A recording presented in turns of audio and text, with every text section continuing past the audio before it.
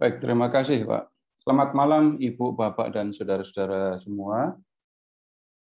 Malam ini kita akan melihat satu bagian lain dari dalam Injil Lukas, satu tema yang berbeda dengan yang sudah kita diskusikan sebelumnya. Jadi malam ini kita akan melihat bagaimana relasi Yesus dengan orang-orang berdosa. Nah, ada beberapa teks yang kita akan lihat pada malam hari ini. Karena kalau kita mengamati keseluruhan Injil Lukas ya, kita akan menemukan teks-teks yang menunjukkan kedekatan Yesus dengan orang berdosa. Nah, sebelumnya Bapak Ibu silahkan melihat dulu begini. Silahkan ke Lukas bab 7.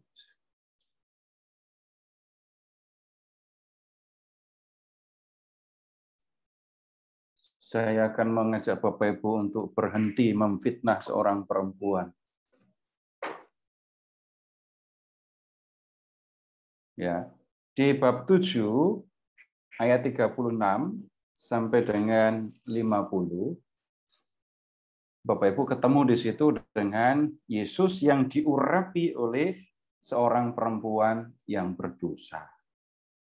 Ini teks yang sangat menyebutnya ya, penting, tetapi sekaligus teks yang seringkali dimengerti secara keliru. Kemudian berikutnya Bapak Ibu menemukan kedekatan Yesus dengan orang berdosa itu dalam perumpamaan tentang domba, dirham, anak yang hilang di Lukas bab 15.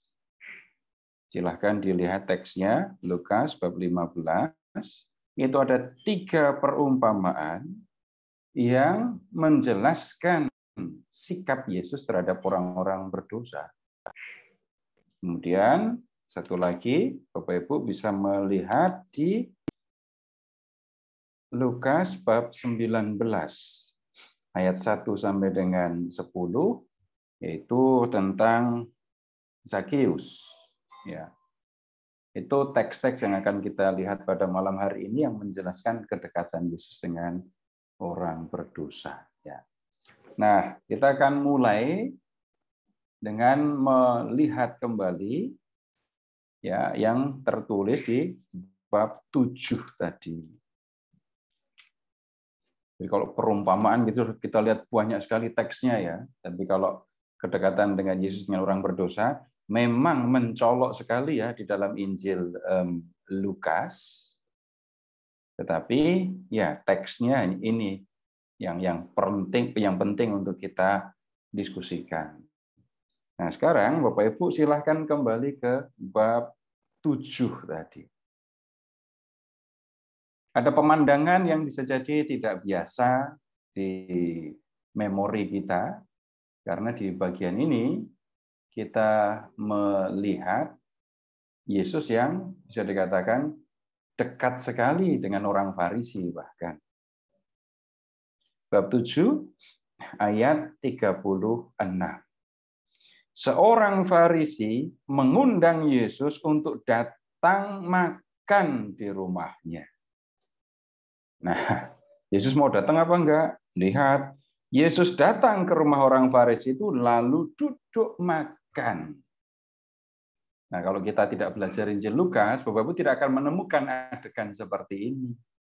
Karena yang tersimpan di memori kita, jangan-jangan relasi yang tampak buruk antara Yesus dengan orang Farisi, karena yang mungkin pernah kita dengar adalah Yesus yang mengecam kemunafikan orang-orang Farisi.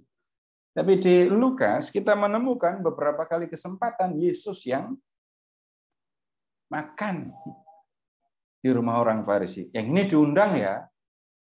Ini diundang dan kemudian Yesus datang. Tapi di kesempatan yang lain, Bapak Ibu, kita melihat Yesus enggak diundang tapi datang. Jadi kalau Bapak Ibu melihat misalnya lagi ya, Lukas bab 11 ayat 37. Lukas 11:37. Nah, kita masih ketemu. Ketika Yesus selesai mengajar, seorang Farisi mengundang dia untuk makan di rumahnya, maka masuklah ia ke rumah itu lalu duduk makan. Nah, diundang makan. Ini pasti menyenangkan itu. Habis ngajar, selesai mengajar, diundang makan. Lalu ke bab 14. Bapak Ibu beralih ke bab 14. Kalau ini pas hari Sabat.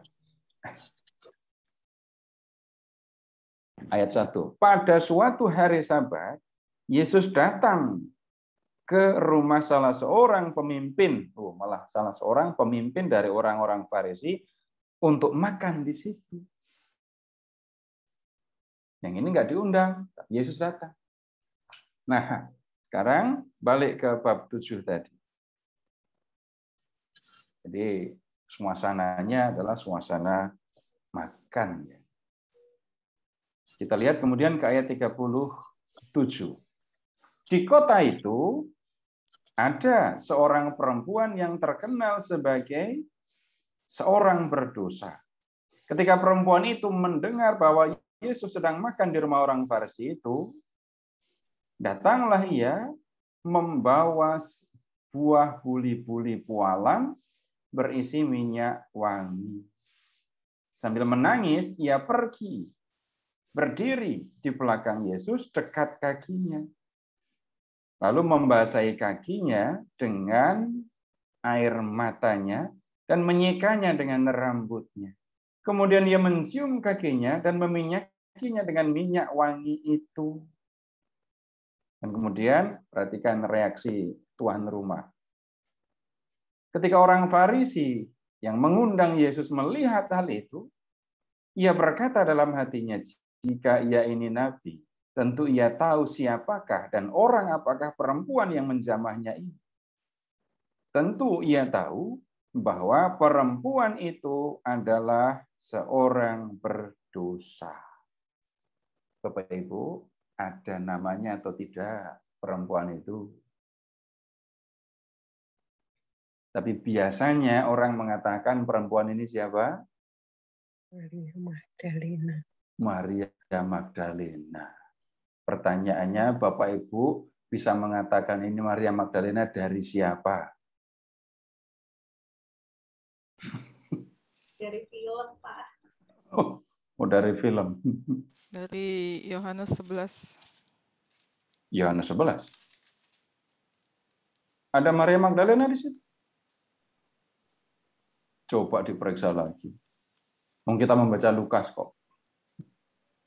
Di Yohanes 11 ada siapa? Itu Maria Magdalena atau Maria Betania? Maria ialah perempuan yang pernah meminyaki kaki Tuhan dengan minyak dan mur dan menyekanya dengan rambutnya. Nah, nanti Ibu lihatnya di teks berikutnya. Oke, kita lihat dulu. Kita lihat ya. Yohanes bab berapa? 11. Bab 11. Ya. Ayat 2.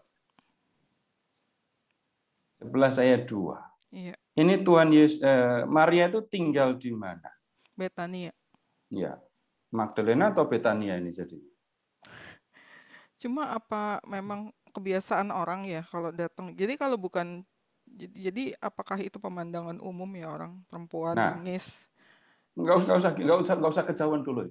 Kita mau identifikasi dulu.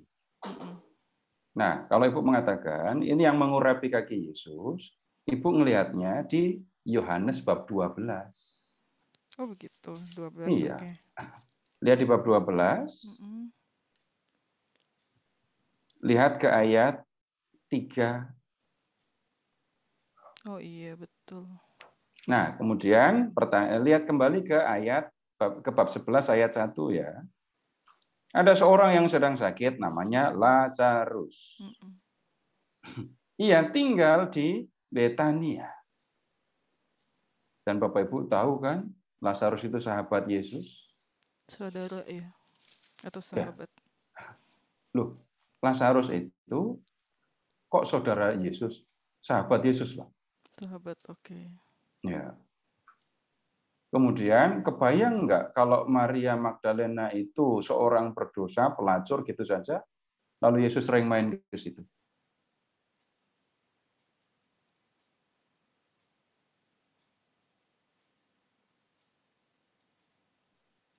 Nah, sekarang begini. Balik lagi ya ke Lukas bab 7. Ini saya sekali lagi mengajak Bapak Ibu untuk melihat teks apa adanya. Kita membaca yang tertulis, bukan membaca yang ada di memori kita. Nggak ada namanya kan? Coba sekarang ke bab 8. Bapak Ibu lihat ke bab 8, mulai dari ayat 1. Tidak lama sesudah itu Yesus berjalan berkeliling dari kota ke kota dan dari desa ke desa memberitakan Injil Kerajaan Allah. Ke-12 muridnya bersama-sama dengan dia dan juga beberapa orang perempuan yang telah disembuhkan dari roh-roh jahat atau berbagai penyakit, yaitu Maria yang disebut Magdalena, yang telah dibebaskan dari 7 roh jahat. Yohana istri Guza, bendahara Herodes, Susana, dan banyak perempuan lain. Nah, ketahuan Maria Magdalena itu siapa di sini? Perempuan yang pernah dibebaskan oleh Tuhan Yesus dari 7 roh jahat. Tanggung-tanggung. Berikutnya, sekarang silahkan ke bab 10.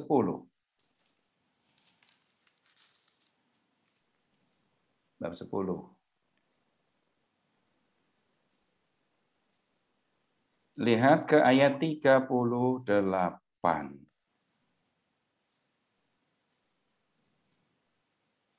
Ketika Yesus dan murid-muridnya dalam perjalanan, tibalah ia di sebuah kampung. Seorang perempuan yang bernama Marta menerima dia di rumahnya. Perempuan itu mempunyai seorang saudara bernama Maria.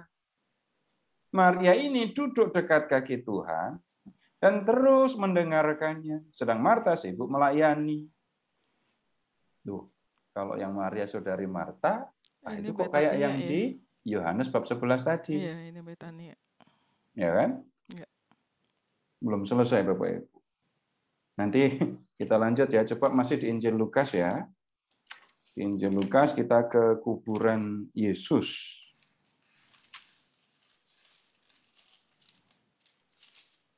Bab 24.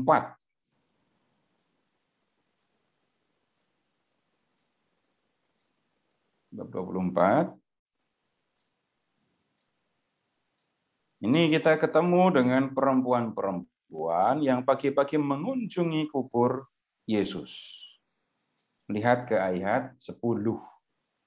24, 10 ya. Perempuan-perempuan itu ialah Maria dari Magdala. Nah, ini sama dengan Maria Magdalena. Nah, kemudian ada Yohana, ada Maria ibu Yakobus. Nah, berikutnya Bapak Ibu, Maria Magdalena di keempat Injil itu ya disebut-sebut ada di kubur Yesus. Nah, sekarang di Yohanes saja yang dekat. Tolong Bapak Ibu ke bab 8 dulu. Yohanes bab 8. Yohanes 8 dari ayat 2.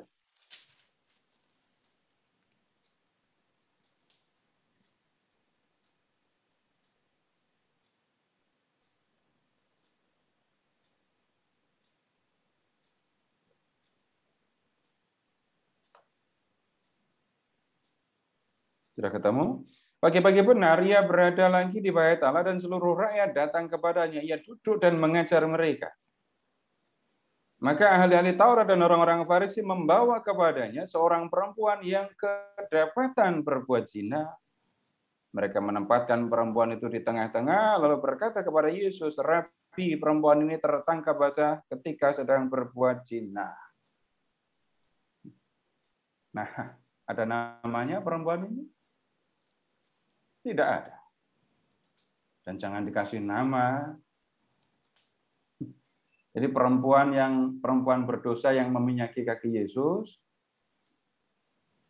dikasih nama Maria Magdalena. Perempuan yang tertangkap basah berbuat zina, ini juga dikasih nama Maria Magdalena. Perempuan lain lagi, saudari Marta, itu disamakan, itu Maria Magdalena juga. Padahal Maria Magdalena, kita lihat di Lukas 8 tadi adalah seorang perempuan yang pernah dibebaskan oleh Yesus dari 7 roh jahat. Kemudian masih di Injil Yohanes, Bapak Ibu silakan ke bab 20. Yohanes bab 20.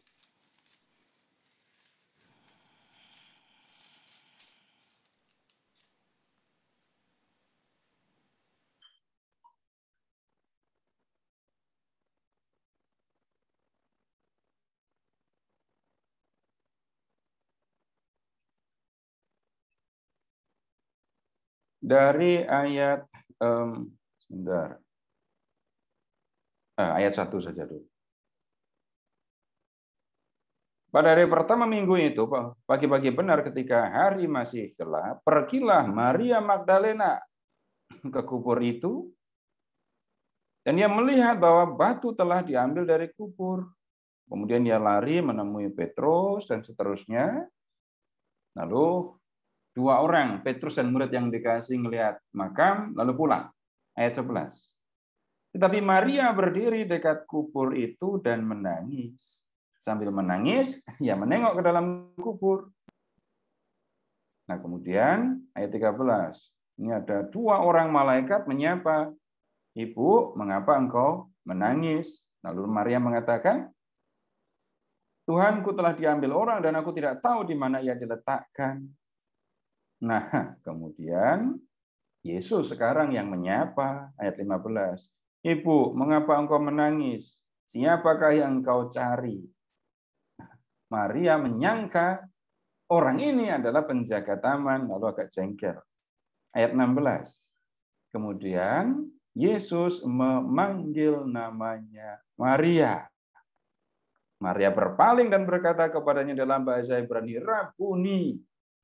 Langsung tahu kalau itu adalah Yesus. Nah, Bapak Ibu, ada 4 orang perempuan dan semuanya dinamai Maria Magdalena.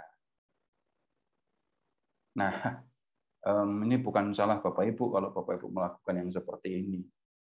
Karena yang pertama kali memberi nama kepada perempuan-perempuan ini, baik yang mengurapi kaki Yesus maupun yang kedapatan berbuat zina, itu adalah Paus Gregorius. Ya, Gregorius yang pertama. Tahunnya 591.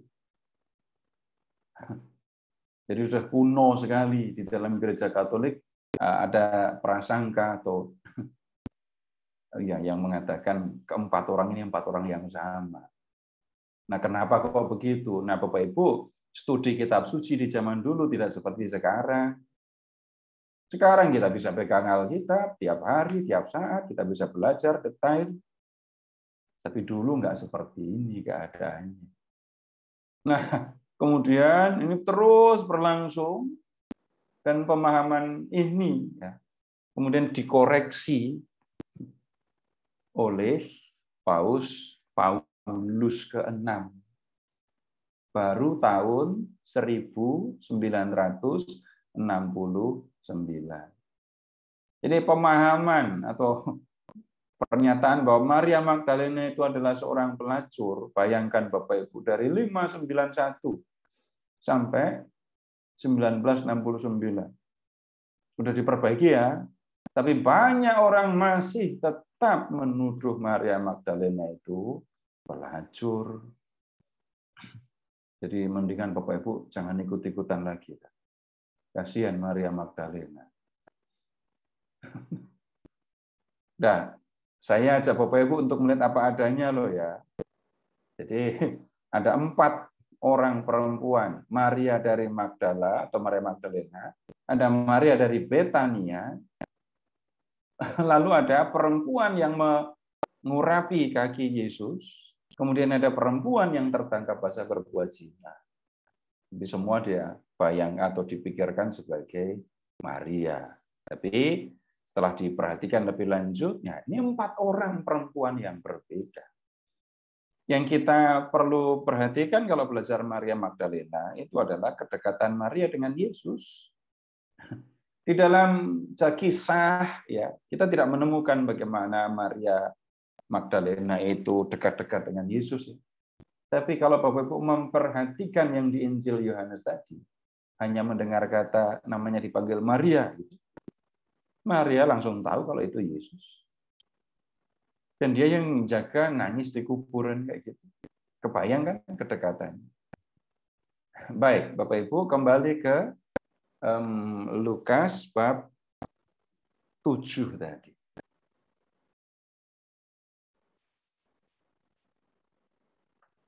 Ini Yesus sedang makan di rumah orang Farisi. Yesus tentu saja dengan murid-muridnya ya. Kemudian tuan rumah.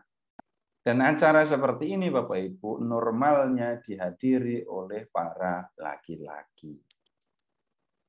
Normalnya dihadiri oleh laki-laki. Sekarang Bapak Ibu lihat ke ayat 37. Perempuan itu mendengar Yesus makan di rumah orang Farisi. Kemudian dia datang ke rumah orang Farisi itu dengan membawa botol marmer. Keren kan? Botol marmer yang isinya minyak wangi. Jadi dia sudah persiapan atau belum? Dia mendengar Yesus datang, lalu dia bersiap. Apa yang dikerjakan? Ngambil minyak wangi. Dan kemudian, tunggu dulu, ini kok datangnya, lihat ya, sebentar, di belakang Yesus ini ya. Sambil menangis, ia pergi berdiri di belakang Yesus, dekat kakinya. Masuk kaki Yesus di belakang. Nah, Bapak Ibu ini agak repot karena kita nggak biasa melakukan posisi duduk seperti yang dikerjakan oleh Yesus. Jadi gimana? Ya saya lupa mempersiapkan gambar. Tadi sudah siap tapi belum siap ditayangkan. Saya sudah cari gambarnya tapi belum siap ditayangkan. Ketinggalan. Jadi silahkan Bapak Ibu membayangkan. Bapak Ibu ada di meja kan? Kaki atau tangan taruh di meja. Kemudian kaki posisinya ke belakang. Jadi setengah tengkurap. Itu posisi pesta, posisi duduk orang zaman dulu kayak gitu. Bayangkan posisi kayak gitu makan. Enggak enak bener ya. Nah, kalau kita mengatakan enggak enak, tapi ya begitulah posisi dulu orang kalau duduk makan. Jadi siku bersandar di meja, lalu kaki selonjor, tapi selonjornya ke belakang. Setengah tengkurap. Ya begitu. Maka perempuan itu bisa berdiri di belakang Yesus di kaki, bukan di depan.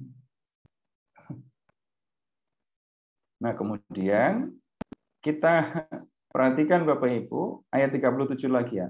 Seorang perempuan yang terkenal sebagai seorang berdosa. Ya. Kemudian ayat 38 menangis, lalu berdiri di belakang Yesus dekat kaki. Perhatikan yang ia lakukan selanjutnya. Membasahi kaki Yesus dengan air mata. Lalu menyeka dengan rambut. Ini sebenarnya perempuan ini ngapain sih?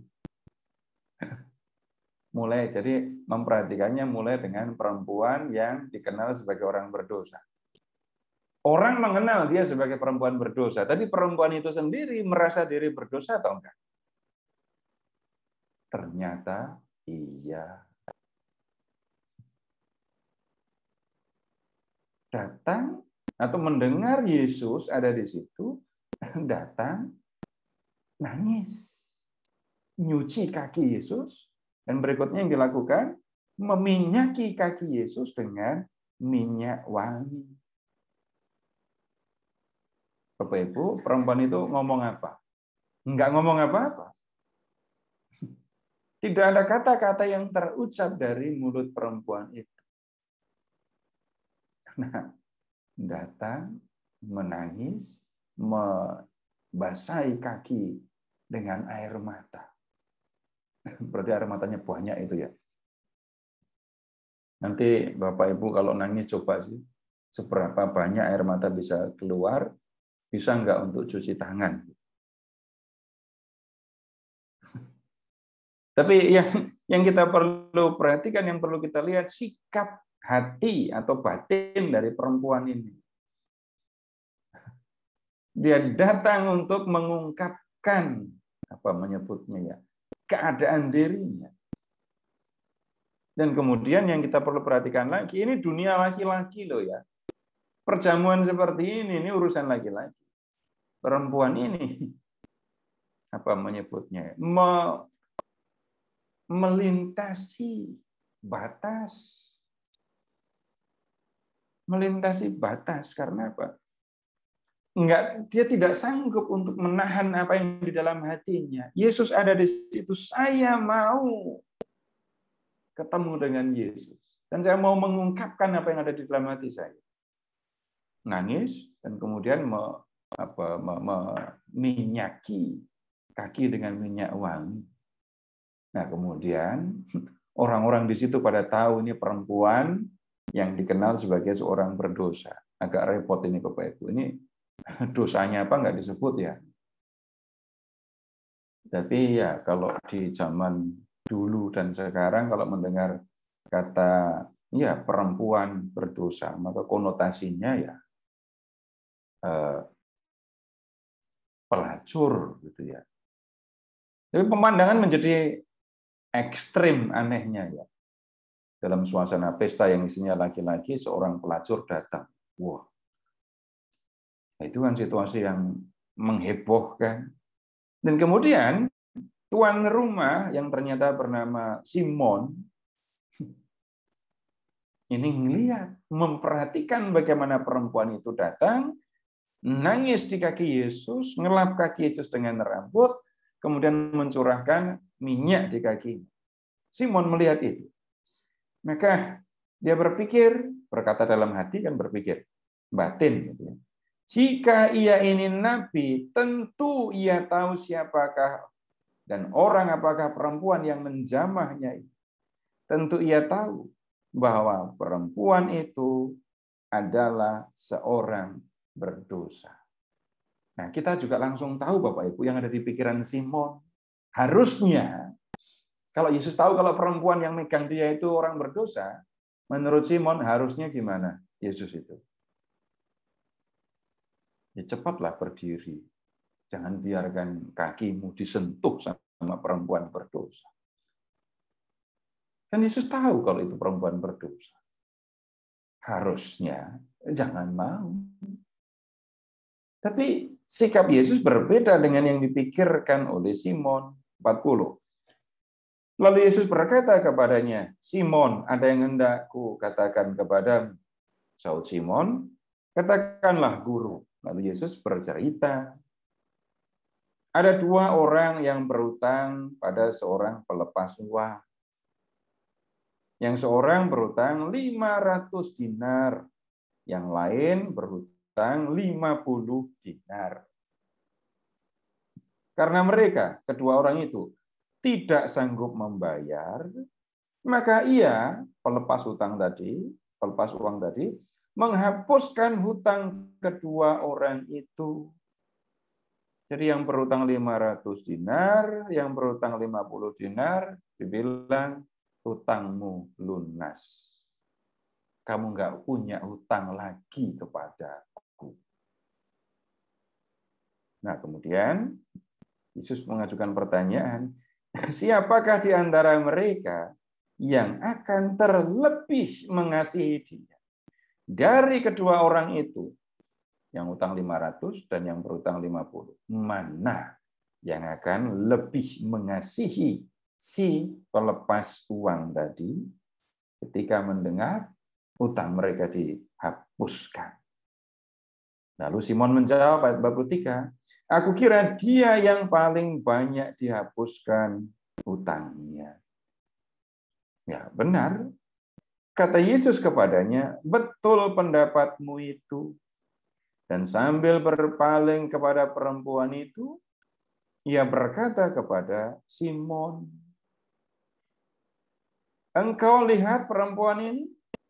Aku masuk ke rumahmu, namun kau tidak memberikan aku air untuk membasuh kakiku. Tetapi dia membasahi kakiku dengan air mata dan menyikanya dengan rambutnya. Engkau tidak mencium aku, tetapi sejak aku masuk, ia tiada henti-hentinya mencium kakiku. Engkau tidak meminyaki kepalaku dengan minyak, tetapi dia meminyaki kakiku dengan minyak wangi. Sebab itu aku berkata kepadamu, dosanya yang banyak itu telah diampuni. Sebab ia telah berbuat banyak kasih. Nah, Bapak Ibu, ini yang agak repot, nanti kita perlu diskusikan ya. Karena kalimat berikutnya, tetapi yang sedikit diampuni, sedikit juga berbuat kasih. Lalu Yesus berkata kepada perempuan itu, dosamu telah diampuni. Dan mereka yang duduk makan bersama dia berpikir dalam hati mereka, siapakah ia ini sehingga ia dapat mengampuni dosa? Yesus tidak menanggapi apa yang mereka pikirkan, tapi Yesus berkata kepada perempuan itu di ayat 50, imanmu telah menyelamatkan engkau, pergilah dengan selamat. Nah, perumpamaan yang disampaikan oleh Tuhan Yesus itu memberikan penjelasan ya tentang kegembiraan yang dialami oleh perempuan ini dibandingkan dengan Simon. Simon bukan pelacur, perempuan ini ya katakan saja orang berdosa, pelacur.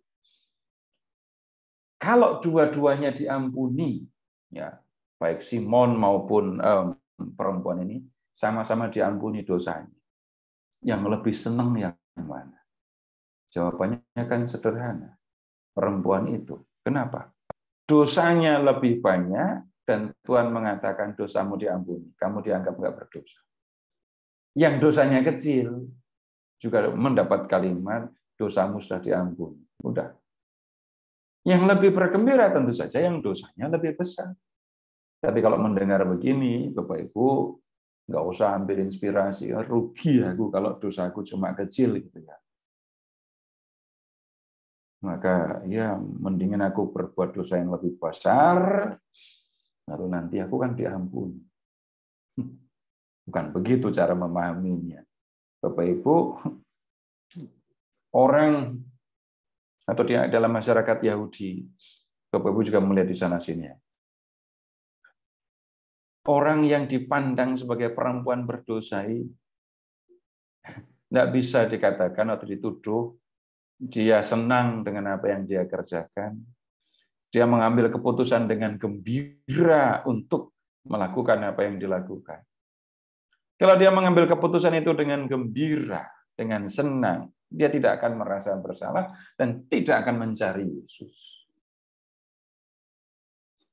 Ya iyalah, kalau dia melakukan itu dengan gembira, dengan ya senang, nggak ada rasa bersalah, nggak akan mendengar Yesus, dia akan datang. Apalagi yang ada di dalam itu laki-laki semua. Tapi apa yang ada di dalam hatinya tadi, rasa berdosa, rasa bersalah, dan ingin melakukan sesuatu untuk Tuhan Yesus, menjumpai Tuhan Yesus terutama ya, menggerakkan dia untuk melewati halangan-halangan itu tadi. Nah, kemudian orang-orang pada heran, kenapa Yesus mengampuni dosa. Kenapa Tuhan Yesus mengampuni dosa? Siapakah ia ini sehingga ia dapat mengampuni dosa? Yang bisa mengampuni dosa kan hanya Allah. Benar. Dan Bapak Ibu, Yesus datang dengan membawa kuasa Allah itu. Itu yang orang lain tidak tahu. Nanti dalam pemahaman yang lebih lanjut, ya Yesus itu kan Allah yang menjadi manusia. Sehingga ia punya kuasa untuk mengatakan bahwa dosamu sudah diampuni. Kamu dianggap tidak berdosa lagi, maka dia berpesan, imanmu menyelamatkan kau. Pergilah dengan selamat. Perempuan itu pergi sebagai orang yang selamat, yang sudah dibebaskan dari dosa. Nah, imannya iman yang bagaimana? Kita ketemu pemahaman yang mungkin jarang kita dengarkan, Bapak Ibu. Kalau kita membaca Injil, iman seringkali berkaitan dengan mukjizat. Ingat di pertemuan yang lalu. Kalau orang memiliki iman, kalau orang percaya, dia akan melihat, mengalami mukjizat. Itu yang seringkali didengar. Tapi yang kita lihat, iman perempuan itu menyelamatkan engkau. Menyelamatkan engkau dari apa? Bukan dari penyakit, bukan dari roh-roh jahat, bukan. Tapi menyelamatkannya dari dosa. Loh, imannya tampak di mana lagi? Nah, kalau ingat diskusi tentang ini, orang-orang yang mengusung orang lumpuh, kelihatan iman. Dan iman yang kita lihat dalam diri perempuan itu, dalam perempuan ini, mendengar kehadiran Yesus. Dia mengambil botol minyak wangi, lalu pergi menemui Yesus, padahal situasinya seperti yang kita lihat itu tadi. Dan kemudian dengan melakukan ini, menangis, membasahi kaki Yesus dengan air mata, lalu meminyaki kaki Yesus, perempuan ini berharap akan mendapatkan sesuatu berkaitan dengan keadaannya sebagai orang berdosa. Dan benar dia mendapatkan apa itu? Pengampunan. Baik, sampai di sini Bapak Ibu, kalau ada yang mau disampaikan silakan. Baik, silakan Bapak Ibu bagi yang ingin menyampaikan pertanyaan langsung meng-unmute mic dan bertanya kepada saya.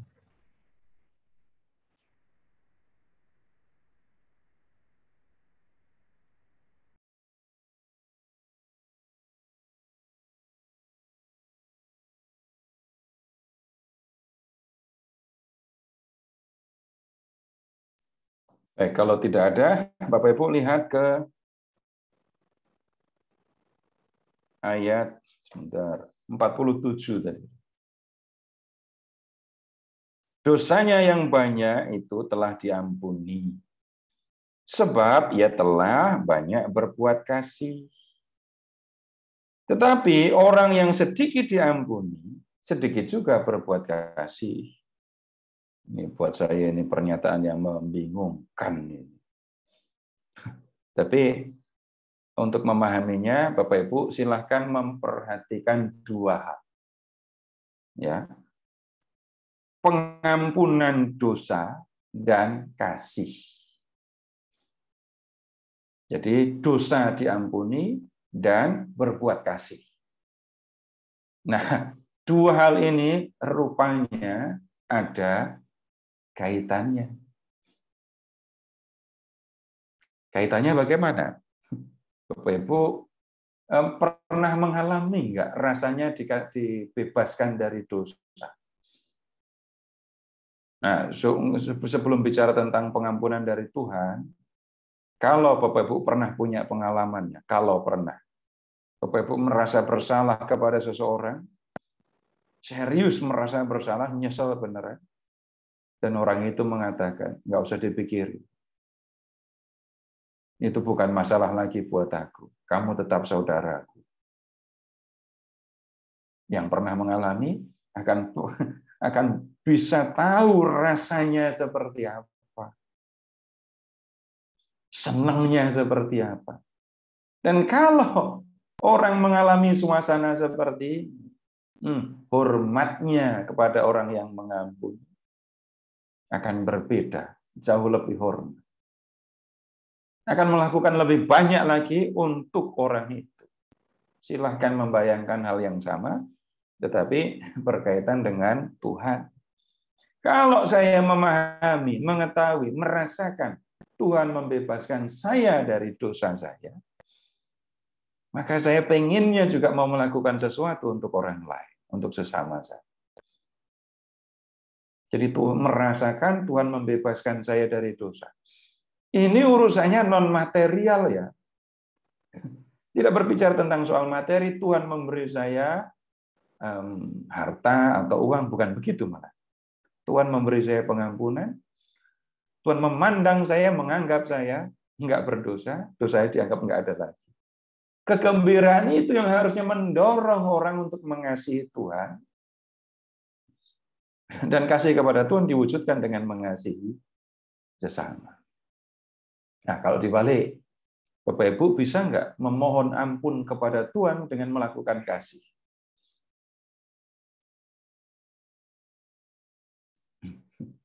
Bapak Ibu silahkan mengingat kalau terima sakramen itu. Bapak Ibu minta apa kepada Romo?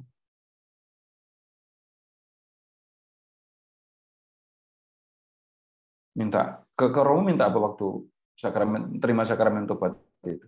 Penitensi. Dan penitensinya kan gampang sekali ya, cuma doa gitu ya. Oh, di abad 12 penitensinya adalah sana maju ikut perang salib gitu. Sana pergi ke Yerusalem, ziarah ke Yerusalem. Itu dendanya dulu begitu. Nah, sekarang dendanya kecil-kecil. Nah, atau Bapak Ibu silahkan mengingat begini, kalau pernah mengalami juga ya. Saya merasakan saya sudah bersalah, entah dengan keluarga saya, entah dengan suami, istri, dengan anak, dengan orang tua, atau salah dengan orang lain lah. Saya nggak bisa lagi ketemu sama orang itu. Saya memohon ampun kepada Tuhan, iya saya mohon ampun kepada Tuhan, pasti. Tapi permohonan ampun saya kepada Tuhan itu disertai bukan cuma nangis, bukan cuma mohon ampun, tapi disertai dengan perbuatan. Saya lakukan yang seperti ini dengan saya percaya, karena percaya Tuhan, saya sudah berdosa dan Tuhan mengampuni saya. Dan ini wujud bakti saya, wujud kalau saya memang menyesali dosa yang sudah saya lakukan. Nah, kemudian Bapak Ibu begini, kalau memperhatikan dua orang ini tadi ya, perempuan berdosa dan Simon, itu enggak enak sekali itu ya, Tuhan membandingkan Simon dengan perempuan itu ya. Waktu aku datang, kamu enggak nyuci kakiku, kamu enggak ngasih air untuk cuci kaki. Perempuan itu loh, mbak saya kakiku pakai air mata. Kemudian kamu enggak mengasih aku minyak rambut. Wah, itu dulu kalau pesta juga begitu, masuk ke ruangan pesta harus klimis, pomade semua supaya tampak wajah yang cerah. Jadi ketika masuk, ketika Yesus masuk, Simon tidak memberikan minyak untuk minyaki kepala. Tapi perempuan itu, nah lihat, minyakin kakiku malah. Kamu tidak mencium aku waktu aku datang. Ini orang Timur Tengah loh ya yang ngomong. Laki-laki mencium laki-laki itu hal yang dianggap biasa, seperti orang salaman saja kalau di sini. Nah, kalau di Timur Tengah itu hal yang biasa. Jadi bukan hal yang aneh juga kalau Yudas itu mencium Yesus, itu soal biasa saja. Nah, kemudian perempuan itu malah nyiumi kakiku nggak habis-habis. Nah, yang kita perhatikan sikap dari dua orang ini di hadapan Yesus. Apa yang menggerakkan perempuan itu untuk bersikap seperti itu? Dorongan atas rasa berdosanya dan keinginannya untuk ketemu dengan Tuhan Yesus. Sedangkan Simon, malah mengundang Yesus datang, tapi dia merasakan apa? Nggak ngerasain apa-apa. Yesus datang di rumahnya loh ya. Orang Farisi, dia mengundang Yesus datang. Yesus datang, makan di situ. Tetapi orang yang didatangi oleh Tuhan Yesus tidak merasakan sesuatu dari kehadiran Yesus dan justru menilai negatif terhadap tindakan Yesus terhadap orang berdosa tadi. Nah, ada yang aneh di sini. Nah, orang Farisi yang bernama Simon ini artinya datang atau mengundang Yesus untuk kepentingan apa? Dia tidak merasa perlu mendapatkan pengampunan dosa, dia tidak merasakan ada yang salah dengan dirinya, dan dia tidak bisa memahami kalau Yesus memiliki kuasa itu. Begitu Bapak Ibu. Dan kemudian kalau kita mau belajar dari perempuan ini, belajar apa? Mau nyari kaki Yesus? Udah repot. Tapi kita bisa melihat begini, orang merasa bersalah itu nggak bisa disuruh ya. Kamu harus merasa bersalah, nggak bisa. Kamu ngaku salah, bisa. Kamu minta maaf, bisa. Tapi kamu harus merasa bersalah. Silahkan merasa bersalah. Atau ayo merasa bersalah. Nggak bisa. Kalimat itu disampaikan. Rasa bersalah itu muncul di dalam hati. Dan munculnya rasa bersalah ketika orang memang mulai dari pemahaman. Yang saya lakukan memang tidak benar.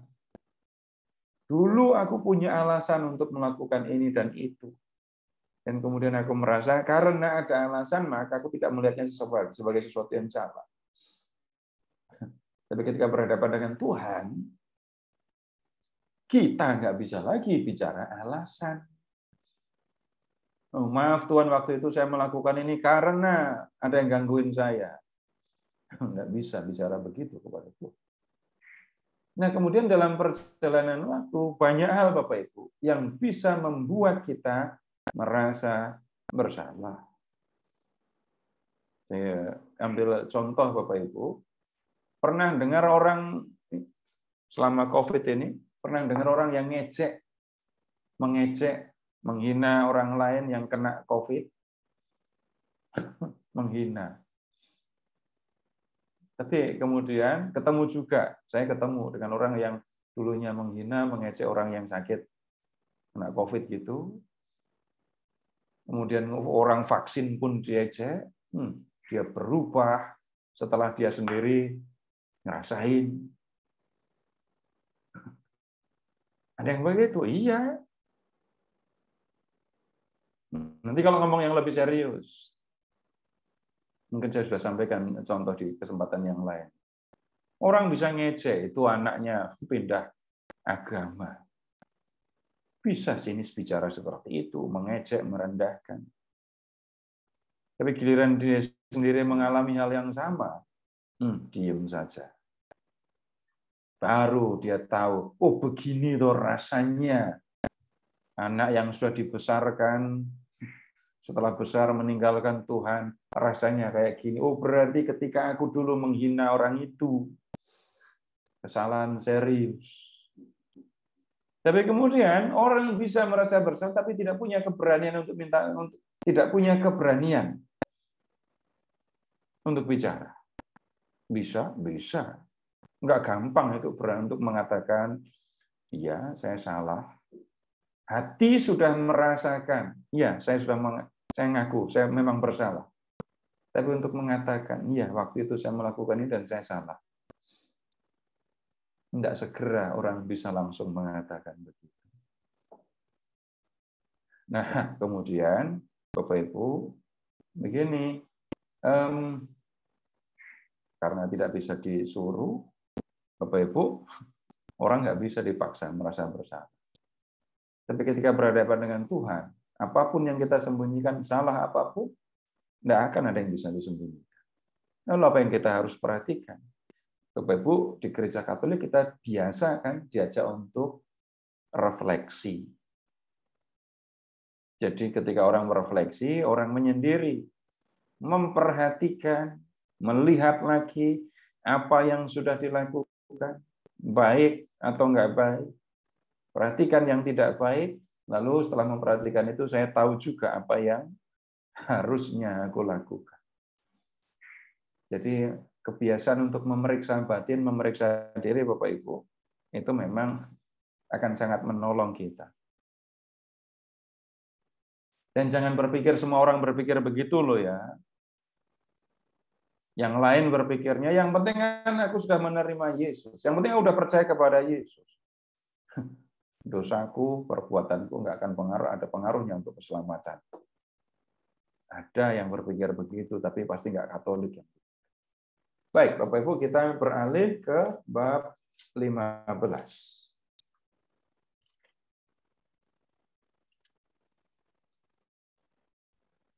Karena ini perumpamaan yang sudah sering didiskusikan, Bapak Ibu, saya akan mengajak Bapak Ibu untuk memperhatikan 3 perumpamaan ini sekaligus. Lihat ke ayat 1 dan 2. Ayat 1 dan 2 ya. Para pemungut cukai dan orang-orang berdosa biasanya datang kepada Yesus untuk mendengarkan Dia. Maka bersungut-sungutlah orang-orang Farisi dan ahli-ahli Taurat, katanya, ia menerima orang berdosa dan makan bersama-sama dengan mereka.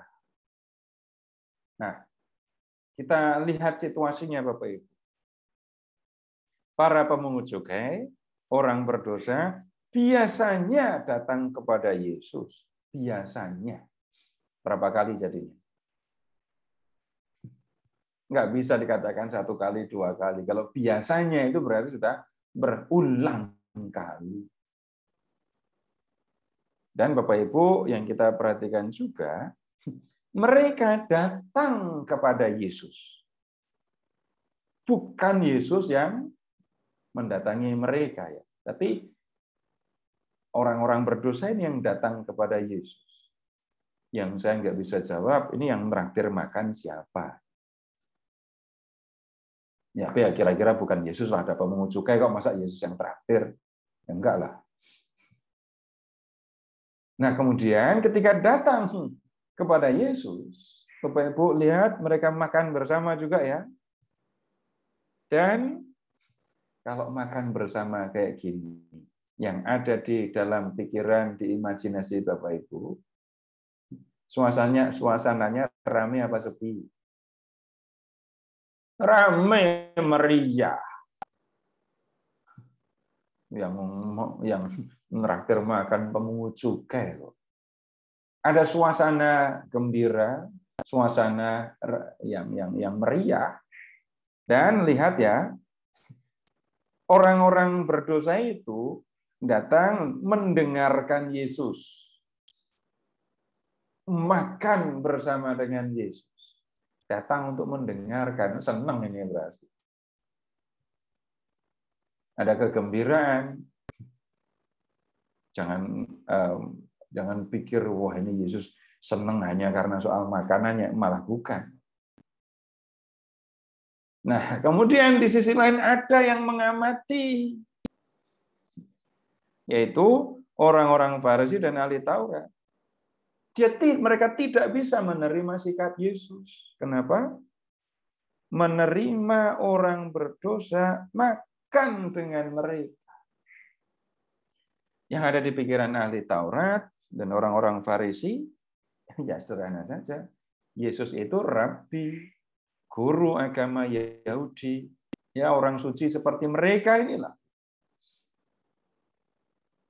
Jadi tidak pantas kalau Yesus itu datang atau didatangi lalu menerima orang-orang yang dipandang berdosa, pemungut cukai, lalu perempuan seperti yang itu tadi, di ayat bab 7 tadi.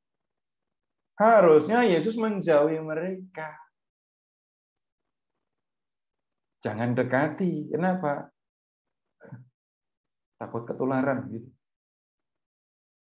Takut terinfeksi dosa. Bukan. Tapi mereka berpikir orang berdosa itu bukan kelompok orang yang pantas untuk didekati oleh orang-orang yang dipandang dekat dengan Tuhan. Nah, kemudian ketika mendengar sungut-sungut orang Farisi dan ahli Taurat itu, ayat 3, ia mengatakan perumpamaan ini kepada mereka. Merekanya siapa? Bukan pemungut cukai dan orang berdosa. Merekanya itu adalah ahli Taurat dan orang Farisi. Nah, mengatakan perumpamaan ini. Dan kemudian ayat 4 ya, siapakah? Terus ayat 8, atau perempuan manakah? Lalu lihat ayat 11, Yesus berkata lagi. Ini nyambung semua. Jadi Yesus menanggapi sungut-sungut ahli Taurat dan orang Farisi dengan 3 perumpamaan. Ya, dengan 3 perumpamaan. Dan kemudian tolong Bapak Ibu lompat ke 16 ayat 1. Dan Yesus berkata kepada murid-muridnya. Nah, ini bicaranya kepada kelompok lain. Tapi 3 perumpamaan ini disampaikan kepada ahli Taurat dan orang Farisi. Perhatikan juga Bapak Ibu ke ayat 4 ya. Siapakah di antara kamu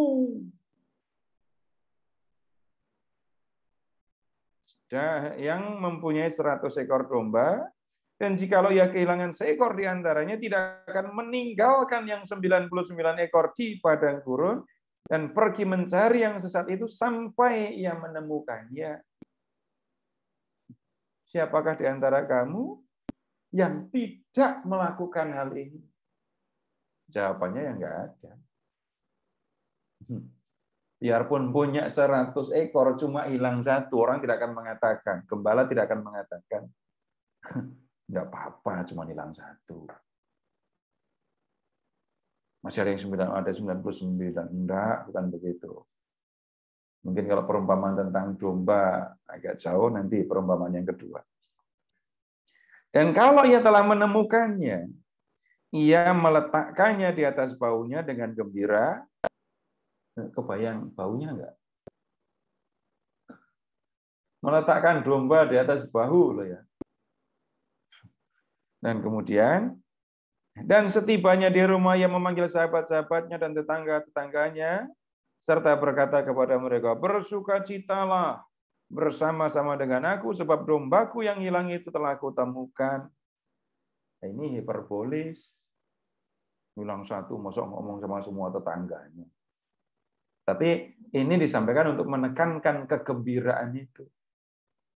Aku berkata kepadamu, demikian juga akan ada sukacita di surga karena 1 orang berdosa yang bertobat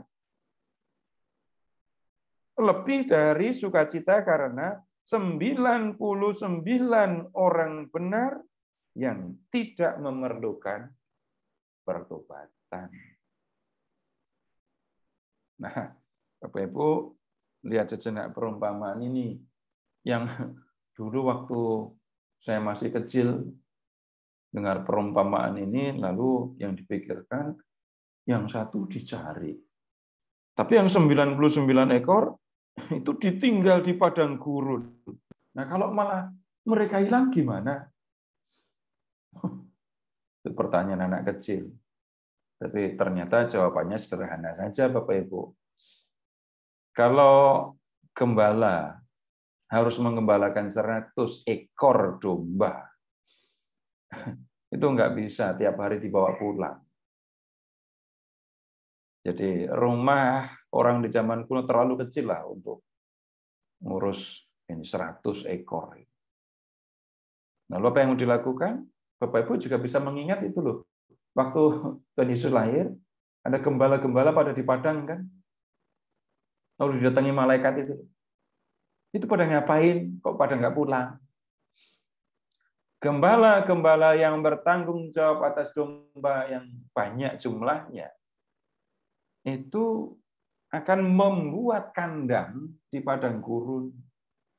Kandangnya bukan kandang permanen ya, kandangnya semi permanen. Jadi kandang itu dibuat melingkar, dibuat dari batu yang ditumpuk atau dari ranting-ranting pohon. Tapi di bagian atas itu akan dikasih semak-semak duri.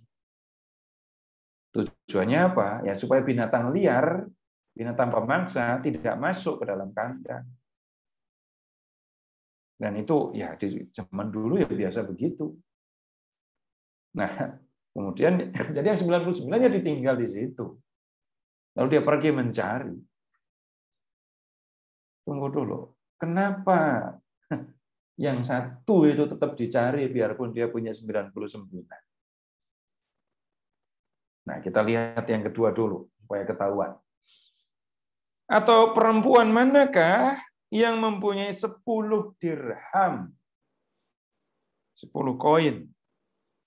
Dan jika ia kehilangan satu di antaranya, tidak menyalakan pelita dan menyapu rumah serta mencarinya dengan cermat sampai ia menemukannya. Dan kalau ia telah menemukannya, ia akan memanggil sahabat-sahabat dan tetangga-tetangganya serta berkata, bersukacitalah bersama-sama dengan aku, sebab dirhamku yang hilang telah kutemukan. Aku berkata kepadamu, demikian juga akan ada sukacita pada malaikat-malaikat Allah karena satu orang berdosa yang bertobat. Bapak Ibu, kali ini perumpamaannya menyebut seorang perempuan. Ya. Jadi wajar kalau saya bertanya kepada ibu-ibu, tolong membayangkan punya 10 koin emas. Punya 10 koin emas. Koin emas itu biasanya buat apa sih? Ya dibandingkan LM dari Antam juga nggak apa-apa dah. Punya 10. Tiba-tiba yang satu nggak ada. Panik nggak? Nggak apa-apa, sudah masih punya 9. Nggak akan begitu. Nyari. Ini tangan masih pegang yang 9. Atau ini yang 9 ditaruh tempat yang gampang dilihat. Tapi akan terus mencari yang satu sampai ketemu. Dan di sini cocok diambil gambaran seorang perempuan. Bapak Ibu perhatikan prosesnya ya. Menyalakan pelita, ambil senter gitu ya. Kemudian menyapu rumah, mencari dengan cermat sampai menemukannya. Koin itu ketemu atau tidak bergantung pada kecermatan perempuan ini. Nah, kalau domba yang hilang tadi, gembalanya memang pergi mencari, tapi domba kan masih bisa jalan. Jadi masih ada kemungkinan dombanya berjalan, gembala berjalan, ketemu. Tapi kalau koin ini, diam saja. Ketemu atau tidaknya bergantung pada lampu, bergantung juga pada sapu, bergantung juga pada, ini terutama, kecermatan. Dan kalau sudah menemukan yang satu ini, yang kita lihat adalah kegembiraan yang sangat besar. Nah ini perumpamaan tentang dirham yang hilang. Kemudian baru yang ketiga, kita lihat anak yang hilang. Ini ceritanya sudah berulang kali didiskusikan pasti ya. Tapi pernah kita diskusikan atau belum? Belum ya. Ya, yang sudah ya sabar dengerin, tapi menemani yang belum dengar ya. Baik, sekarang ke ayat 11. Ini perumpamannya beda. Tadi dirham itu benda mati. Ini yang ketiga, orang. Ada seorang yang punya 2 anak laki-laki. Lalu yang bungsu ini ya, bicara kepada bapaknya, ayat 12. Bapak, berikanlah kepadaku bagian harta milik kita yang menjadi hakku. Lalu ayahnya membagi-bagikan harta kekayaan itu di antara mereka. Jadi yang bungsu dapat, yang sulung dapat ya. Beberapa hari kemudian anak bungsu itu menjual seluruh bagiannya. Lalu pergi ke negeri yang jauh. Nah, kita amati bagian ini dulu. Bapak Ibu, ceritanya begini ya. Enggak usah ngasih nasihat kepada bapaknya. Pak, harusnya jangan kasih. Ntar dijual loh. Beneran kan dijual? Harusnya jangan kasih. Nanti aja kalau anak itu sudah cukup dewasa, tahu menggunakan uang baru bagi. Tidak perlu juga Bapak Ibu memperdebatkan, jadi ini warisan atau hibah. Warisan itu kan kalau bapaknya sudah nggak ada. Kalau orangnya masih ada, wah ini bukan warisan tapi hibah. Malah diskusi, ini pajaknya berapa, nggak nyambung. Kita baca apa adanya. Jadi dalam kebiasaan orang Yahudi dulu, anak sulung itu terima 2 bagian, anak lain terima 1 bagian. Dan Bapak Ibu lihat ya, ayahnya membagi-bagikan harta kekayaan itu di antara mereka. Yang sulung terima, yang bungsu juga terima. Nah, kemudian yang si bungsu kemudian menjual seluruh bagiannya. Bayangkan dulu, warisan orang kaya, harta orang kaya di zaman kuno. Ya. Tanah, ternak, budak. Perhiasan, iya. Dan kemudian yang bisa dijual ya pasti tanah ya. Kemudian ternak, masa niatnya mau main, masa bawa kambing domba pergi jauh, nggak mungkin. Tanah, ternak dijual. Nah, berikutnya Bapak Ibu begini, kalau membaca cerita, gunakan imajinasi Bapak Ibu. Ketika si bungsu pergi, duitnya banyak kan? Naik apa perginya? Nggak mungkin jalan kaki. Kalau jalan kaki, itu hanya kita lihat di dramatisasi Alkitab. Ya iyalah, repot propertinya. Kalau pas dramatisasi ya, anak bungsu menjual terus pergi. Dah. Tapi minimal ya unta atau kereta membawa duit banyak loh ya. Emangnya nggak takut perampok? Nggak usah dipikirin. Nggak usah dipikirin, nggak ketemu di teks. Nah kemudian, di sana, pergi ke negeri yang jauh ya, di sana ia memboroskan harta miliknya dengan hidup berfoya-foya. Foya-foya itu ngapain? Kalau menurut keterangan kakaknya ya memboroskan harta kekayaan, pergi ke lokalisasi. Itu Bapak Ibu lihat itu kakaknya nuduhnya begitu. Kesenangan orang di zaman kuno ya begitu kalau melakukan yang nggak benar. Nah, kemudian ayat 14, setelah dihabiskannya semuanya, timbullah bencana kelaparan dalam negeri itu dan ia pun mulai melarang. waktu pergi tadi kira-kira lemak di badannya banyak apa enggak?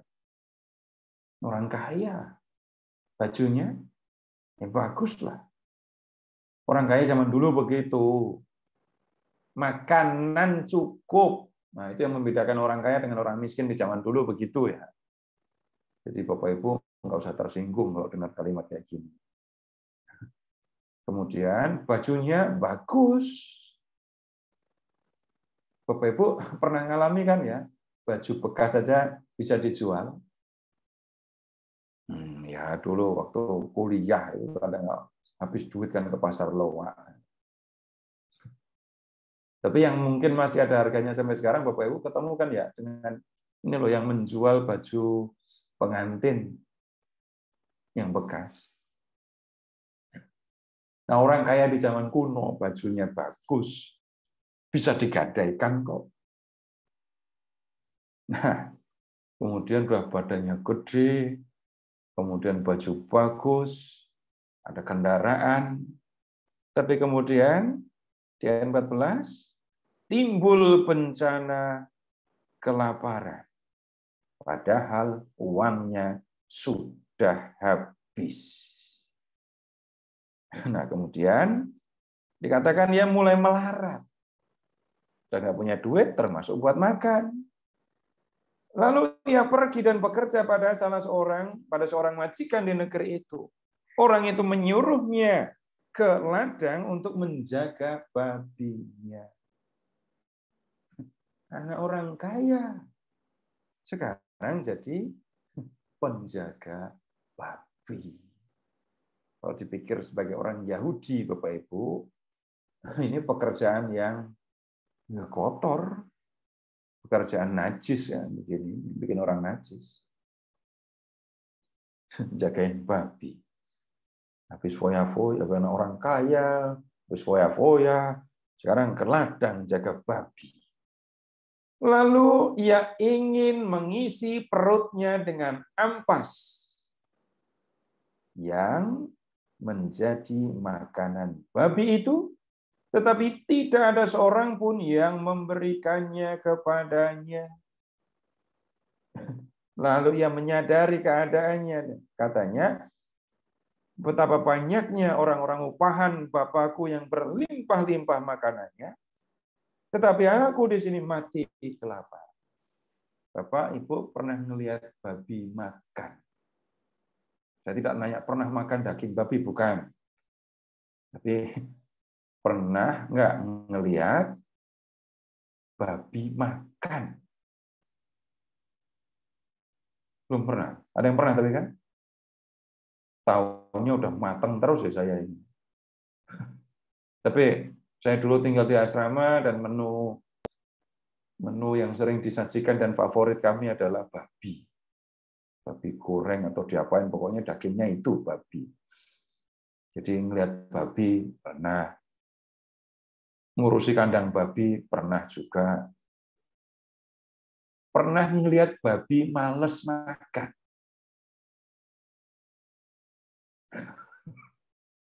Pak Roy waktu kecil pelihara babi nggak, Pak?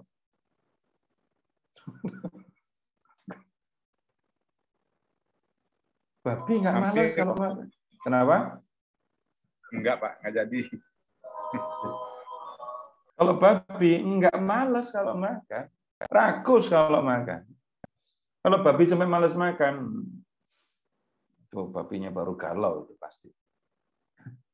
Babi nggak akan males makan. Sekarang Bapak Ibu silakan membayangkan anak bungsu ini duduk dekat babi yang sedang makan. Dan lihat kalau babi makan ya, rakusnya kayak gitu. Babi makannya kayak gitu. Sedangkan si bungsu lapar. Dia ada dalam kondisi paling jelek itu ya. Pengen makan ampas yang jadi makanan babi.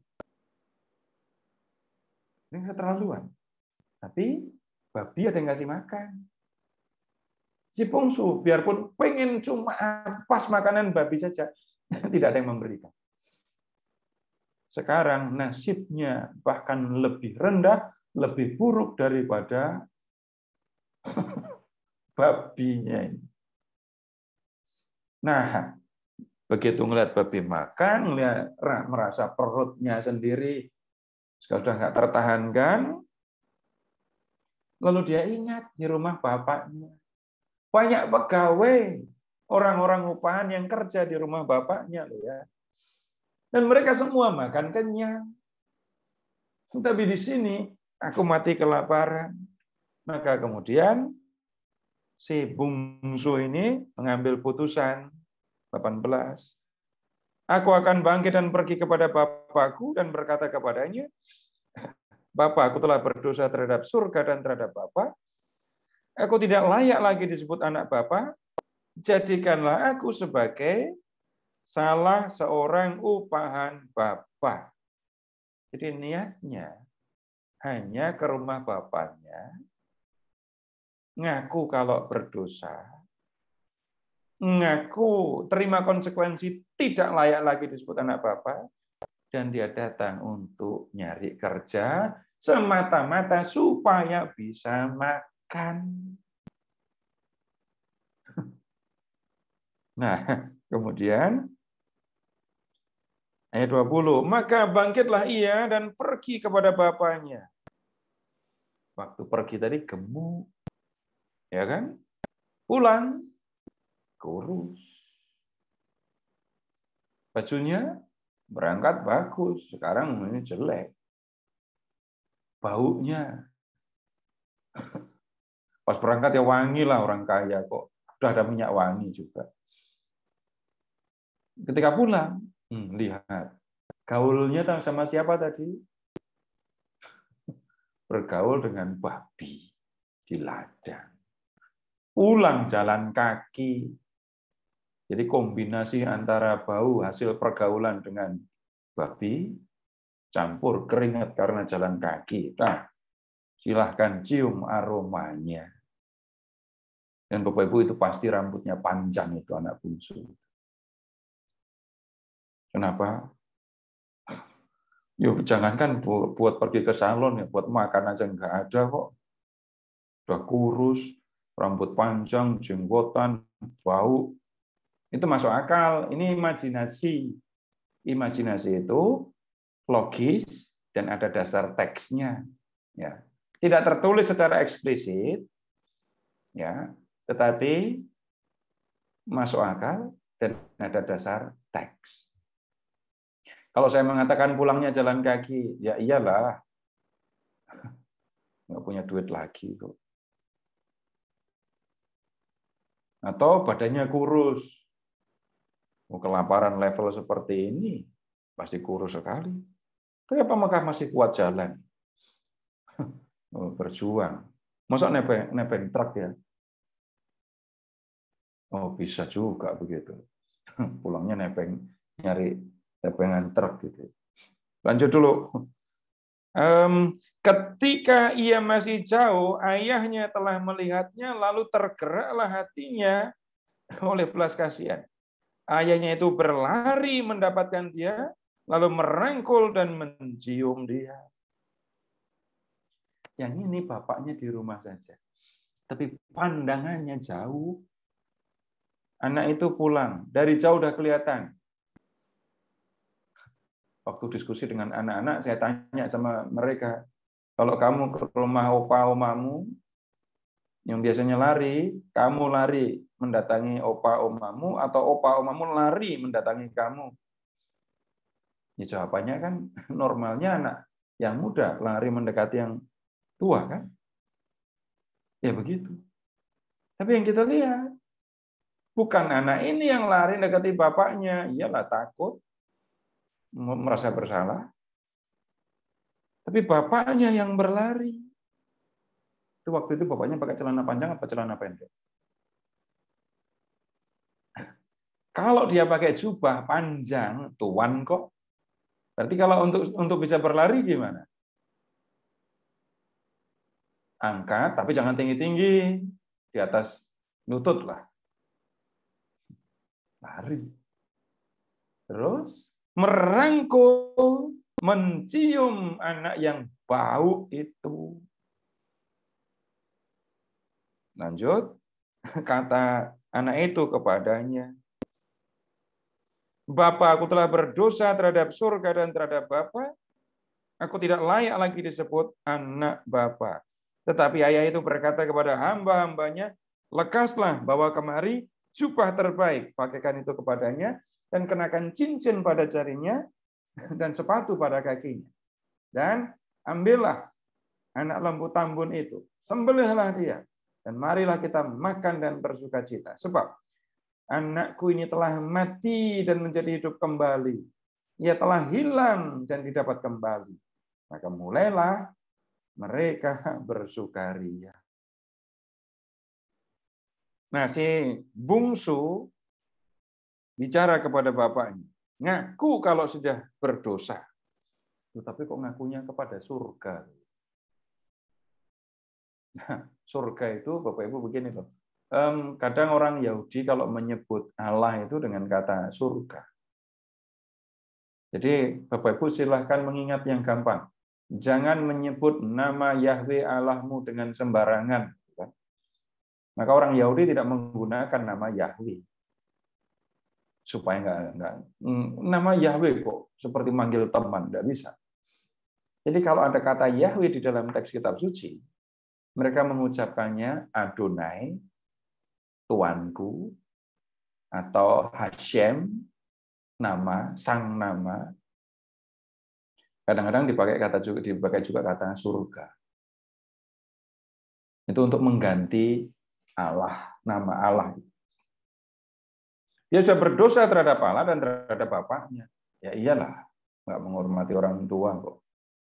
Nah, kemudian aku tidak layak disebut anak bapa. Kalimatnya belum selesai kan ya? Aku tidak layak lagi disebut anak bapa, jadikanlah aku orang upahan, enggak. Jadi anak itu mengatakan, aku tidak layak lagi disebut anak bapa. Kenapa? Satu, warisanku sudah enggak ada, aku enggak punya hak lagi di rumah ini. Dua, aku sudah berdosa, bersalah karena minta bagian ketika bapaknya masih baik-baik saja. Minta itu kan aneh, sudah aneh kan? Bapak Ibu, hitungan yang wajar saja deh. Kalau ada anak minta jatah kepada bapaknya, warisannya mau diambil sekarang, Bapak Ibu kan mengatakan itu biasa atau enggak biasa? Apalagi untuk orang-orang seperti Bapak Ibu yang secara ekonomi berhasil, minta warisan memalukan. Jadi si bungsu sudah bersalah, nggak pantas disebut anak bapak juga karena itu. Tapi kemudian Bapak Ibu, bapaknya itu nggak ngomong sama sekali sama anaknya itu. Apa yang dikatakan bapaknya kepada si bungsu? Nggak ada. Tapi mosok nggak ngomong, iyalah. Mosok nggak ngomong. Tapi yang Bapak Ibu tolong perhatikan, si bapak bicara kepada hamba-hambanya. Perhatikan properti yang diminta. Kok properti? Outfit ya. Satu ada jubah, kemudian cincin, berikutnya sepatu. Pertanyaannya gampang. Ini kostum pekerja atau kostum majikan? Ini kostum hamba atau kostum tuan? Jelas kan? Pekerja atau budak yang kerja di ladang, nggak mungkin lah pakai cincin, pakai sepatu lagi. Jubah juga bukan kostum untuk bekerja. Jadi dengan memperhatikan pakaian, jadi ada jubah, cincin, sepatu, kita bisa melihat si bapak tetap memperlakukan anaknya itu sebagai anak. Nah, kemudian si bapak membuat pesta. Ini jadi bukan babi panggang, tapi lembu. Ya. Lembu. Cari yang tambun, yang lemaknya banyak. Bapak Ibu, kita berpikir lemak itu negatif itu kan baru sekarang aja kan ya. Di masyarakat atau kelompok-kelompok masyarakat tertentu, lemak masih jadi favorit loh ya. Kita aja sekarang karena pikir, wah ini kolesterol, ini darah tinggi, lalu nikmatnya lemak, lalu hilang gitu kan. Tapi sekali lagi ya, kenapa dipilih lembu tambun? Ya itu yang enak, dagingnya banyak, lemaknya banyak. Untuk apa disembelih? Pesta. Dan pesta ini adalah ungkapan kegembiraan. Gembira kenapa? Perhatikan kata-kata ayahnya di ayat 24. Anakku ini telah mati dan menjadi hidup kembali. Ia telah hilang dan didapat kembali. Jadi jelas untuk si Bapa, anaknya itu sudah dianggap mati sebelumnya. Tapi anak itu pulang. Jadi senangnya si Bapa itu seperti mendapatkan anaknya mati, terus hidup lagi. Itu senangnya kayak gitu. Anaknya hilang, nggak pernah ada harapan untuk ketemu, tahu-tahu muncul di depan rumah. Dan ini yang membuat si Bapak senang dan mengungkapkan kegembiraannya dengan pesta. Nah, kemudian sekarang lihat reaksi anak sulung. Tetapi anaknya yang sulung berada di ladang dan ketika ia pulang dan dekat rumah, ia mendengar bunyi seruling dan nyanyian tari-tarian. Lalu ia memanggil salah seorang hamba dan bertanya kepadanya apa arti semuanya itu.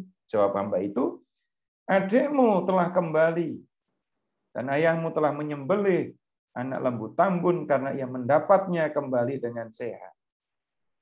Maka marahlah anak sulung itu dan tidak mau masuk. Lalu ayahnya keluar dan berbicara dengan dia. Tetapi ia menjawab ayahnya, telah bertahun-tahun aku melayani Bapa dan belum pernah aku melanggar perintah Bapa.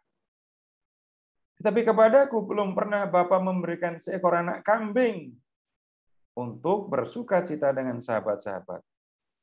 Tetapi baru saja datang anak Bapa yang telah memboroskan harta kekayaan Bapa bersama dengan pelacur-pelacur, maka Bapa menyembelih anak lembu tambun untuk dia.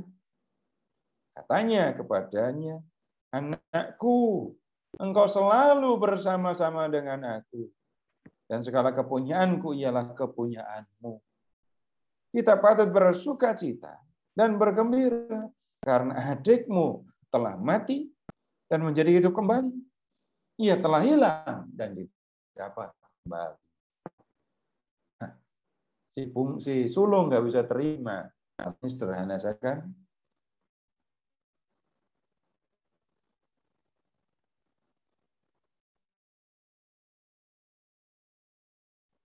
Si sulung memperhatikan kesalahan, dosa yang dibuat adiknya. Kesalahannya apa? Lihat, baru saja datang anak Bapa yang telah memboroskan harta kekayaan Bapa bersama dengan pelacur-pelacur. Jelas minta hak sebagai anak, lalu menghabiskannya. Ini kesalahan yang serius. Si sulung tidak bisa menerima perlakuan Bapak kepada anak bungsunya itu. Yang dipikirkan oleh si sulung, nggak bisa Bapak berlaku seperti itu. Anak Bapak yang bungsu sudah melakukan yang seperti ini. Apa yang Bapak lakukan terhadap si bungsu nggak pantas untuk dilakukan. Lebih nggak pantas lagi ketika dibandingkan dengan sikap Bapak terhadap aku. Bertahun-tahun aku melayani Bapak. Nggak pernah melakukan kesalahan terhadap perintah Bapak. Tapi nggak pernah itu aku dikasih anak kambing untuk pesta dengan teman-temanku. Jadi si sulung nggak bisa menerima sikap si Bapak. Tapi sikap si Bapak, Bapak Ibu, tetap saja. Ya, silahkan lihat. ayat 32. Kita patut bersukacita karena adikmu mati, hidup kembali. Adikmu telah hilang dan didapat kembali. Harusnya kamu bersukacita. Nah, ceritanya sampai di sini. Jangan dilanjutkan. Karena si sulung tidak mau masuk, maka ibunya datang untuk membujuk dia masuk. Nggak ada di teks, nggak ada dasarnya teks, jadi jangan diperpanjang. Udah stop di situ ceritanya. Nah, sekarang Bapak Ibu ingat lagi ya, 3 perumpamaan ini disampaikan kepada ahli Taurat dan orang Farisi. Dan kita perlu membacanya dengan cara atau dengan memperhatikan konteks ini. Nah, kemudian begini Bapak Ibu, ini kan perumpamaan. Perumpamaan. Kalau mau membaca perumpamaan, Bapak Ibu, silakan mengingat lagu Kasih Ibu saja. Di mana-mana saya sampaikan itu, kalau baca perumpamaan, ingat kasih ibu. Masih bisa lagunya? Saya nggak pernah belajar lagu itu, saya nggak pernah TK dulu. Itu lagu diajarkan waktu orang masih TK, saya nggak pernah TK. Yang tolong diingat syairnya. Masih Bapak Ibu mengingat syairnya aja pakai nyanyi dalam hati kan? Iya. Nah, pertanyaannya saya buat gampang. Surya, atau tunggu dulu. Perhatikan kata bagai. Dalam lagu itu ada bagai kan? Bagai sang surya. Seperti sang surya. Surya itu melambangkan siapa? Mengumpamakan apa dalam lagu itu? Ibu. Surya menyinari dunia. Dunia itu melambangkan siapa dalam lagu itu? Anak. Masa anak lagunya gimana? Kasih ibu, bapak. Seluruhnya. Lah, kok seluruhnya bagaimana? Perhatikan lagu itu tadi. Ya, ya udah nyanyi aja, nyanyi aja. Beta. Ya, peta. Dunia anak dong, Pak. Dunia anak dong. Ya itu di lagu itu loh. Lagunya gimana? Si Beta. Apa? Saya. Beta. Iya. Matahari melambangkan ibu. Iya. Dunia melambangkan beta. Sinar matahari, sinar melambangkan apa? kasih. Kasih. kasih. Apa persamaan antara sinar matahari, sinar surya dengan kasih ibu? Hangat. Lihat di teksnya, lihat di lagu, jangan cari lain-lain. Menghidupkan. Lagunya gimana lagunya? Kasih ibu kepada beta. Wah, Lanjut. bagus betul ini. Lanjut. Ini yang berikutnya yang harus diomong, diucapkan. Hanya memberi, tak harap kembali. Bagi sang surya menyinari dunia.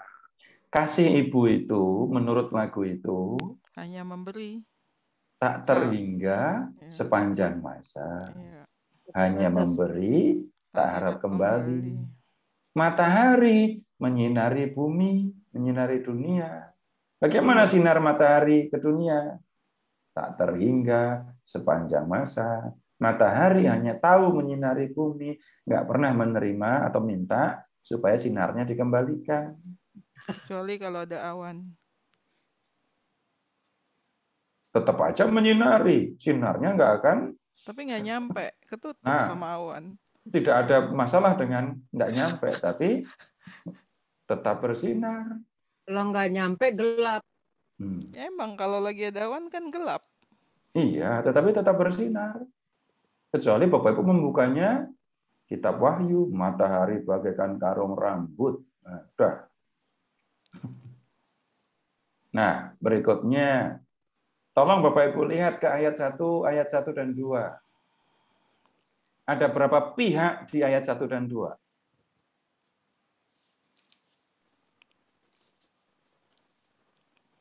Ada berapa pihak di ayat 1 dan 2? Ada Yesus? 3. Ada pemungut cukai dan orang berdosa? Ada orang Farisi dan ahli Taurat? 3 kan? Sekarang perhatikan perumpamaan tentang anak yang hilang ini. Ada berapa tokoh? Babinya jangan dihitung. Ada bapak, ada bungsu, ada sulung. Sekarang, dengan memperhatikan ini, anak bungsu itu melambangkan siapa? Orang berdosa. Lihat, perhatikan 3 pihak yang di ayat 1 dan 2 tadi. Jawabannya ada di situ. Anak sulung itu melambangkan siapa? Orang Farisi. Farisi dan ahli Taurat. Nah, Bapak itu melambangkan siapa? Yesus. Tuhan. Terus? Apa? Hah? Yesus. Terus, lihat ke perumpamaan tentang domba yang hilang. Domba yang hilang ya. Domba yang hilang itu melambangkan siapa? Orang berdosa. Lalu Pemungut cukai. domba yang enggak hilang, yang 99 itu melambangkan siapa? Orang Farisi. Farisi dan ahli Taurat. Lalu gembalanya itu siapa? Tuhan Yesus. Berikutnya, dirham yang hilang. 1 dirham yang hilang ini melambangkan siapa? Balik lagi, pemungut cukai dan orang berdosa. Dirham yang enggak hilang, yang 9, melambangkan orang siapa? Farisi, ahli Taurat, orang Farisi. Perempuannya itu melambangkan siapa? Tuhan Yesus. Ini yang aneh ini. Tuhan Yesus dilambangkan dengan seorang perempuan. Tapi ingat di lagu tadi ya, kesamaan antara sinar dengan kasih. Yang diomongkan bukan terangnya, panasnya, bukan itu, tetapi poinnya adalah tak terhingga sepanjang masa hanya memberi tak harap kembali. Itu poin kesamaannya. Nah, kesamaan antara Yesus dengan perempuan dalam perumpamaan ini apa? Perhatikan yang ditampilkan, tindakan perempuan itu dalam tindakan perempuan itu dalam perumpamaan ini menyalakan pelita, lampu, ya, mencari sapu, kemudian menyapu rumah, mencari dengan cermat sampai menemukan. Sabar. Tekun. Ini poin yang kita perlu perhatikan. Bukan, kalau begitu, apakah artinya Yesus melambai kalau dia gambarkan seorang perempuan? Bukan, nggak ada urusan. Kayak gitu itu loh sikap Yesus kalau ketemu atau melihat orang berdosa. Nyari, cermat, sampai ketemu. Nah, kemudian kalau kita melihat yang ini, gembalanya itu tadi. Yang ada di pikiran si gembala dan yang ada di pikiran perempuan ini adalah yang hilang itu tadi. Yang hilang itu yang ada di pikiran. Maka mencari sampai mendapatkan. Nah, ketika kita melihat perumpamaan tentang anak yang hilang, ini kita melihat bapaknya diam saja ya di rumah aja. Tapi anak, ini manusia yang hilang, bukan dirham, bukan domba. Nah, perhatikan anaknya itu tadi, yang bungsu dulu, yang bungsu. Ketika dia melakukan kesalahan, dia tidak berpikir kalau itu kesalahan. Yang dia pikirkan, ya duit banyak bisa bersenang-senang. Bahkan resikonya apapun dia nggak kepikir. Dan kemungkinan yang tidak pernah terbayangkan, apalagi nggak pernah ada di pikiran dia. Duit habis, tempat tinggal dilanda kelaparan. Lalu anak orang kaya ini harus mengalami nasib yang parah untuk ukuran orang Yahudi. Penjaga babi itu sudah memalukan, ini mau makan ampas yang jadi makanan babi aja nggak ada yang kasih.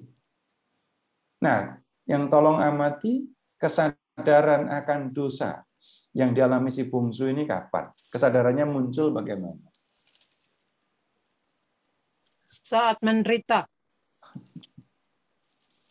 Melihat babi Lapar makan dan tadi. menderita. Lapar, Menderita. dan lapar, ngelihat babi makan.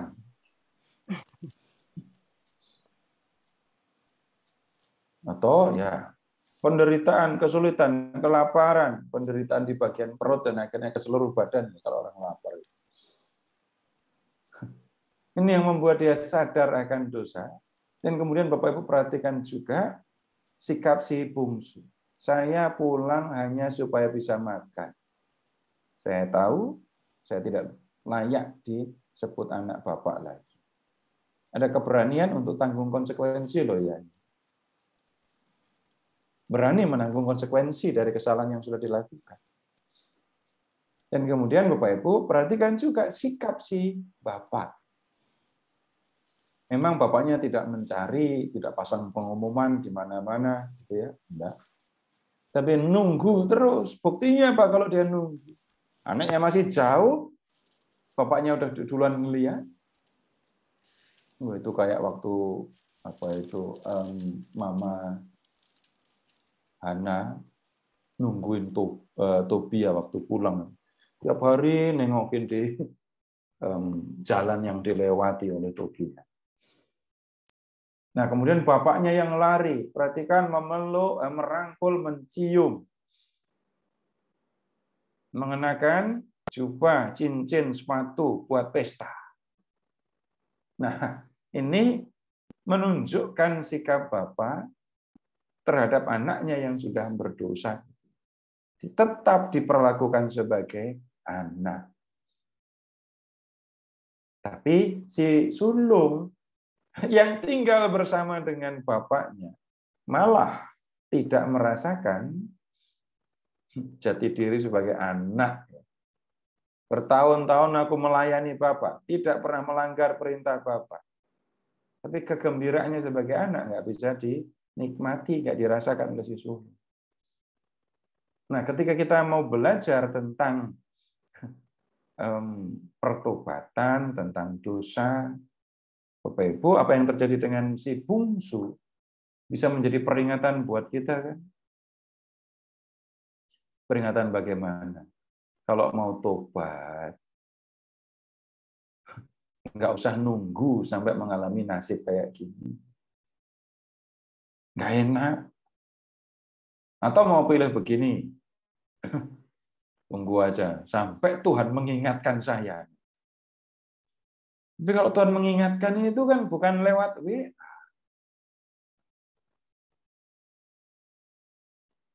Enggak seperti Pak Popo kalau ngingetin saya hari Minggu, jangan lupa Senin ngajar gitu.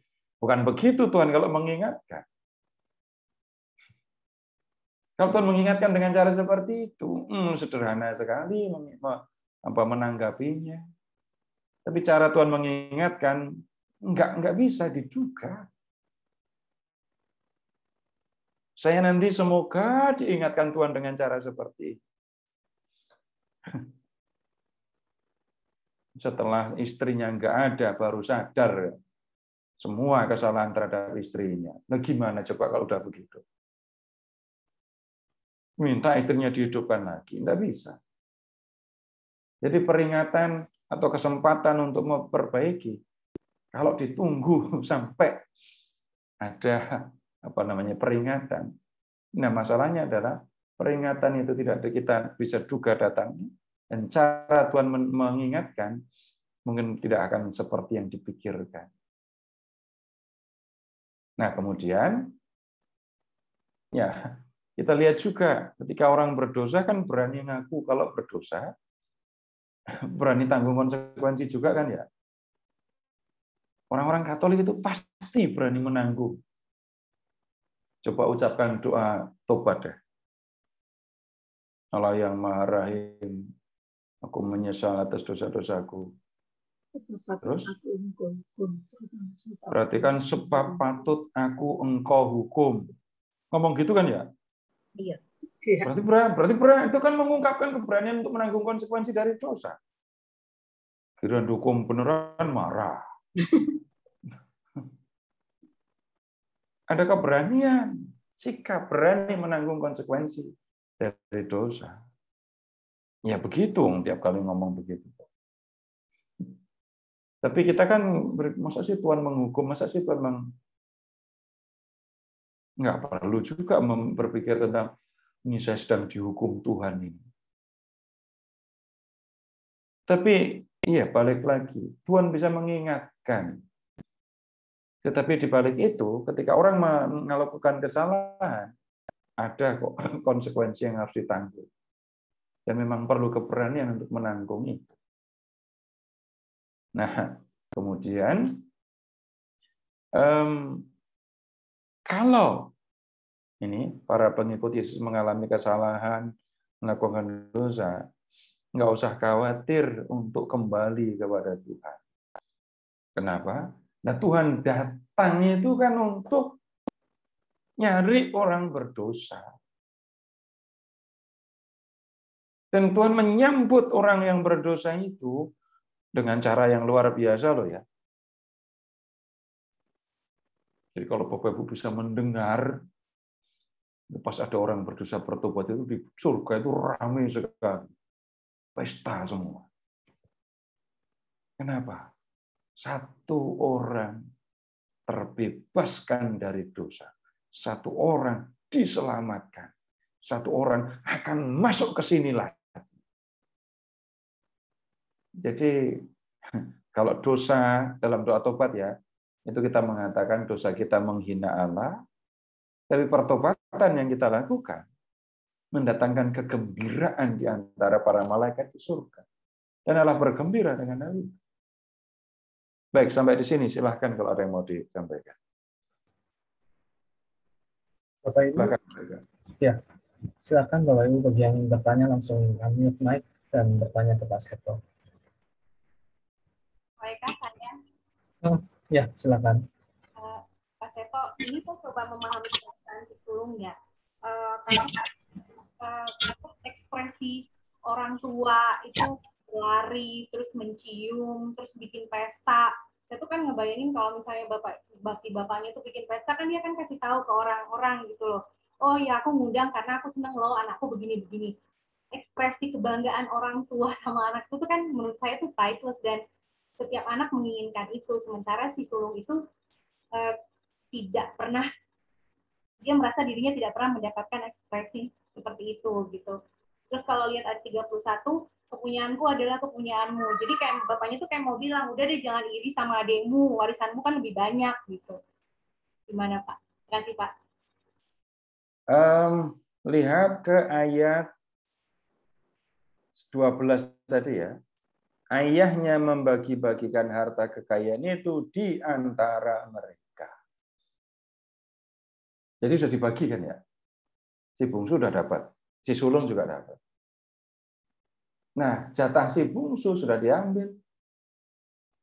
Tinggal yang ada itu tinggal jatah si sulung. Tapi karena bapaknya masih hidup, ya masih ada di bawah kekuasaan bapaknya. Nah, kemudian yang kalau ngomongin pembagian ya, semua yang dimiliki itu jatah si sulung sebenarnya. Tapi kemudian si sulung ini kok malah tidak ngerasa atau tidak pernah dipestakan kayak gitu. Kok enggak seneng ya bapaknya. Loh, tapi tunggu dulu. Nah, nggak pesta. Nah, tiap hari dia tetap menjadi anak bapaknya. Dia memiliki semuanya, dia jadi anak bapaknya. Yang menjadi soal adalah si sulung tidak bisa menerima perlakuan bapa kepada si bungsu kan. Silakan lihat. Orang Farisi tidak bisa menerima perlakuan Yesus terhadap orang berdosa. Sama kan? Nah, itu maksudnya.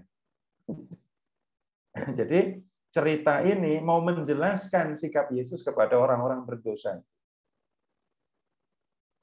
Nah, nanti kalau membaca yang Zakeus di bab 19, Bapak Ibu akan ketemu, enggak kita diskusikan, tapi kedatangan Yesus mendatangkan kegembiraan, lalu kegembiraan yang dialami bersama dengan Yesus membuat Zakeus memperbaiki diri.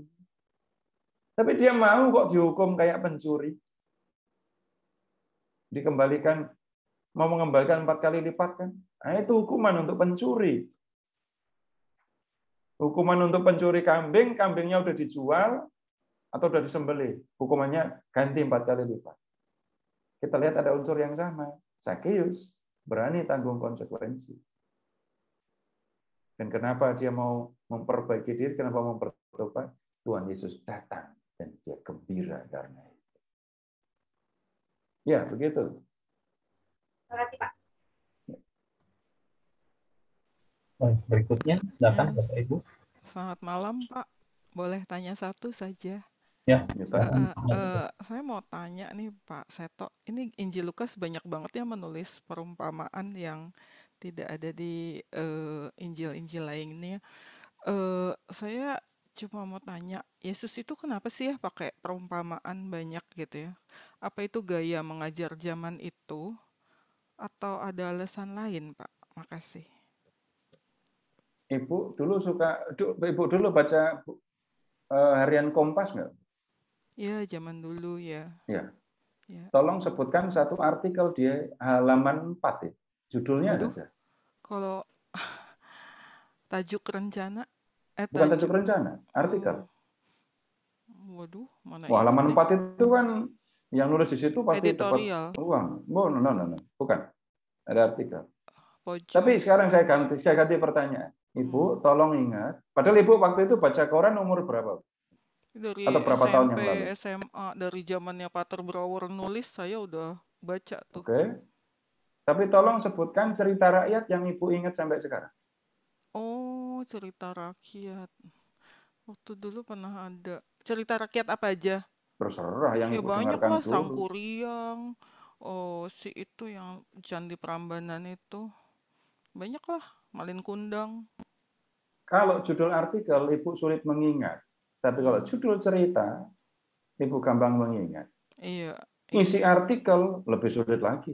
Iya. Isi cerita Ibu bisa menyampaikan. Iya, betul.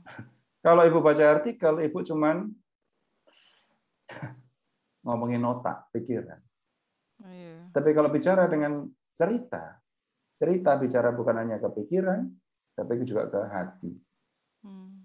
Ketika orang mendengar cerita, imajinasi bermain, pikiran aktif, tapi hati juga terlibat. Nah, kemudian kalau Tuhan Yesus bercerita, cerita itu gampang diingat. Pesan-pesan penting itu disampaikan melalui cerita dan akan bertahan sangat lama. Orang-orang di Jawa Tengah itu dari kecil sampai tua dengerin cerita terus. Cerita yang sama diulang pun enggak masalah. Didengerin terus. Ceritanya sama, yang bercerita sama, tetap didengerin. Nah, kalau dengerin wayang itu kan cerita semua. Nah, cerita menjadi cara yang efektif untuk berbicara, untuk menyampaikan kebenaran atau pesan ya moral dan efektif karena tidak hanya berbicara kepada otak, tapi bicara kepada hati. Kalau nggak percaya, Bapak Ibu silahkan mengingat. Dulu waktu kecil yang suka dongeng untuk Bapak Ibu siapa? Saya sih Guru. ibu saya. Dan perhatikan ketika, jadi silahkan membayangkan diri sendiri. Ibu bapak melihat ibu bapak waktu kecil dulu. Waktu dengerin cerita, ekspresi bapak ibu kayak apa? Dulu belum ada handphone, belum bisa selfie, tapi silahkan membayangkan waktu ibu bapak waktu kecil dulu baca cerita, dengerin cerita. Itu bisa sampai mulutnya terbuka loh ya, melongo. Dan kalau orang mendengar dongeng, mata tertutup atau terbuka? Terbuka. Mata terbuka, tapi perhatikan pikirannya kemana. Luar biasa kan kekuatan cerita itu. Dan Tuhan Yesus sudah jauh lebih tahu tentang hal itu dan dia menggunakan. Hal-hal, perkara-perkara yang penting dijelaskan oleh Yesus dengan cerita. Dan untuk membenarkan dirinya, orang itu bertanya, dan siapakah sesamaku manusia? Menjelaskan siapa sesama, Tuhan Yesus tidak mengatakan sesama adalah, tapi Yesus berkata, adalah seorang yang turun dari Yerusalem ke Yeriko. Begitu, Bu. Iya, makasih Pak. Tadinya saya menduga ini ada semacam sindiran gitu, karena Yesus lihat audiensnya ada resistensi, jadi ada semacam hal-hal yang dimasukkan ke dalam ceritanya supaya nggak terlalu gamblang gitu loh. Bukan tuduhan ya, tapi kalau mengkritik gitu, tidak secara langsung, jadi dikemas dalam bentuk cerita. Tadinya saya pikir gitu. Makasih Pak.